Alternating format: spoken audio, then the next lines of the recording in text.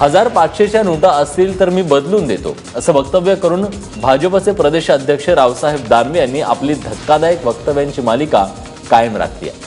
चिखली इथल्या जाहीर सभेत दानवे यांनी ही वक्तव्य केले।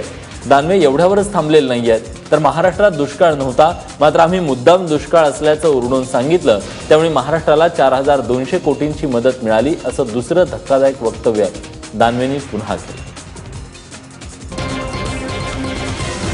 नोटा हे कुठं चिखलीवाले आणि आज संत द्या माझ्याजवळ मी देतो बदलून तुम्हाला। अरे आपल्याजवळ कुठं नोटा बंद यार, नोटा तर काँग्रेसवाल्याजवळ होत्या आणि आता मोर्चे करू राहिले।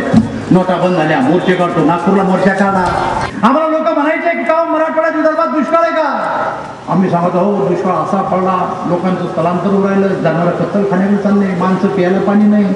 आम्ही आणखीन फाडून सांगतो लोकांना, आणि याचा परिणाम झाला की राज्य सरकारनं 33% तुमची नुकसान भरपाई काढली आणि केंद्रातून मी मुख्यमंत्री आमचं मंत्रिमंडळ गेलं, 4200 कोटी रुपयाची मदत 68 वर्षानंतर पहिली राज्याला आणली आपल्या 4200 कोटी रुपये, आणि त्याच्यामुळं तुम्हाला दुष्काळाचं अनुदान भेटलं।